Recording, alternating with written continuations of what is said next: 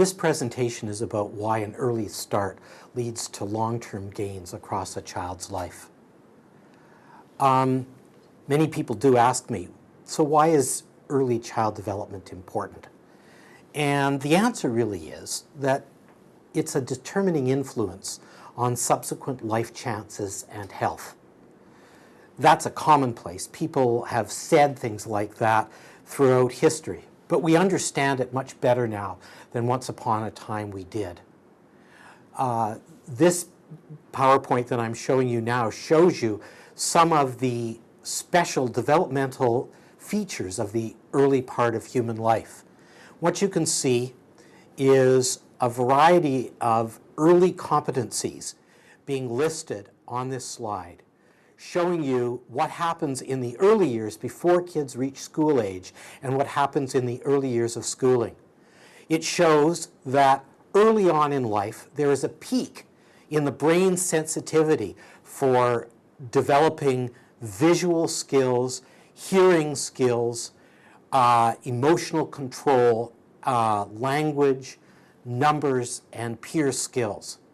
These are very, very important because, for instance, during the period of visual development, that's the time at which children learn to recognize human faces and learn to understand the social and emotional information that is being conveyed by those faces.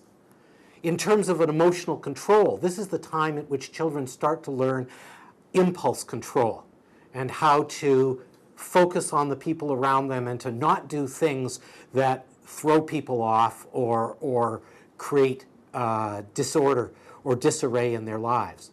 And whether or not they learn these things will depend on the nurturant environments that they're growing up in. Similarly, the graph shows that language development occurs early on, and number skills, and the skills that kids need to have to get along with other people.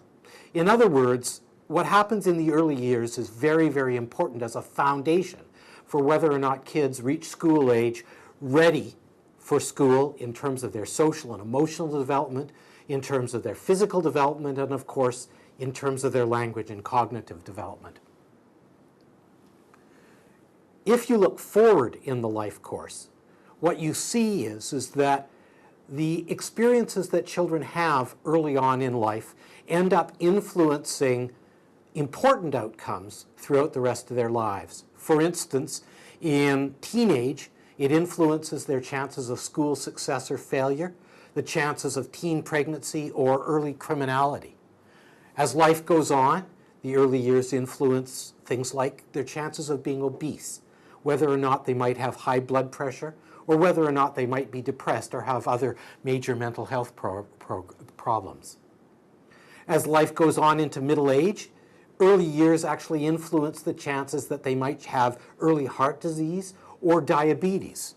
And later on in life, it will influence whether or not they are age prematurely or have early memory loss. So the early years are very, very important in that way. And from the previous PowerPoint, you can see that because of the importance of early brain development, that these things not only occur early on in life, but end up sticking in a biological sense and influencing how life goes thereafter. That raises then a very, very big question, which is what actually influences early child development and whether or not it is relatively successful or relatively worrisome. And it's a fundamental question that I'd like to address. People quite often ask the question, well, is it parents or is it society? As though it's an either or. And the way I'd like to illustrate my view of this subject is through showing you something about some baby ducks. So here is a mother duck and her babies, and you can see they're all with the mother duck operating in a family context. And in the second slide, you can see now they're walking over slightly hazardous terrain as it has been established by the society in which, for one reason or another, they find themselves. And so by the third slide, you can see there's the mother duck looking down into the grate with only one of her ducklings left over. So who's to blame? Is she to blame for walking the ducklings over the grate, or is society to blame for putting a grate in her way? And I think this illustrates very clearly that thinking about parents or society is really a sucker's game. That what's true is that families want to do what's best for their children, but they actually need help from society at all levels. And part of what we need to talk about is how that will work. To give you an example then of the kind of things that are at stake early on and the way in which family and society interactions go, let's consider the growth of early vocabulary. If we consider what happens in the first 16 months of age, of life, there is a little bit of vocabulary growth during that period of time. And by 16 months of age, if you looked at the children of college-educated parents, working-class parents, or parents on social assistance in North America, you don't really see very much difference in the state of language development by 16 months of age.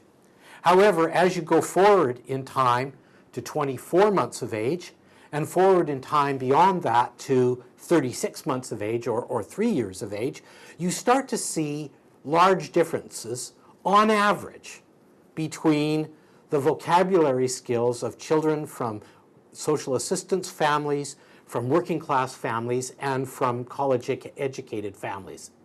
Is this about genetics? Is this about that the better educated families have given their children better protoplasm? No, it's not. The following slide shows that very clearly. Let's look now at the number of words that these children are actually exposed to in any given time over the first 3 years of life. Here are the children from the low socioeconomic status groups, the social assistance families.